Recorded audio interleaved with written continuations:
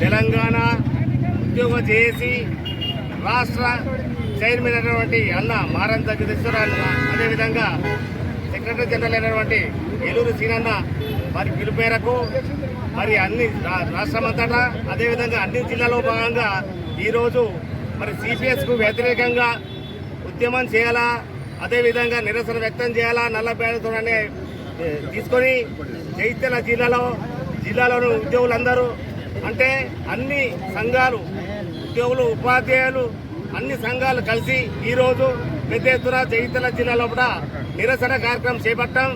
మా ప్రధాన డిమాండ్ ఏంటంటే ఏదైతే సిపిఎస్ ఏదైతే ఉందో ఆ సిపిఎస్ అనే విధానాన్ని, కాంట్రిబ్యూటరీ పెన్షన్ విధానాన్ని రద్దు చేసి పాత పెన్షన్ విధానం ఏదైతే ఇదివరకు ఉన్న పాత పెన్షన్ విధానాన్ని కొనసాగించాలి. అప్పటి వరకు మరి మేము ఉద్యమం చేస్తూనే ఉంటామని చెప్పండి గత ప్రభుత్వాలకు కూడా మేము విరమించుకున్నాం. గత 20 సంవత్సరాల గోస ఇది మరి దేశవ్యాప్తంగా నడుస్తున్నటువంటి వ్యవస్థ. దానిలో భాగంగా తెలంగాణ రాష్ట్రంలో మళ్ళా ఈరోజు మన జగిత్యాల ఇస్తున్నటువంటి ఈ సమ్మెలో భాగంగా వచ్చినటువంటి అందరికీ కూడా మరి కృతజ్ఞతలు తెలుపుకుంటూ, అదేవిధంగా మరి ప్రధాన డిమాండ్ అనేది గౌరవ ముఖ్యమంత్రి గారిని ప్రభుత్వాన్ని కోరుతుంది ఏంటంటే వెంటనే సిపిఎస్ ఒకటి అంశం అని ఒకటి దయచేసి మీరు ఇచ్చిన హామీ మేరకు దాన్ని తొలగించి పాత పెన్షన్ విధానాన్ని మా ఉద్యోగులందరికీ కూడా వర్తింపజేసి మమ్మల్ని కడుపులో పెట్టుకోవాల్సిన మేము ప్రభుత్వాన్ని, ముఖ్యమంత్రి గారిని విజ్ఞప్తి చేస్తున్నాం. జగిత్యాల జిల్లా కేంద్రంలో ఈరోజు ఉద్యోగ, ఉపాధ్యాయ, కార్మిక సంఘాలందరూ కూడా కలిసి జేఏసీగా ఏర్పడి ఈరోజు ఒక ర్యాలీగా ఏర్పడి ఒకటే ఒక ప్రధాన అంశం పైన మనం ఈరోజు ర్యాలీగా రావడం జరిగింది.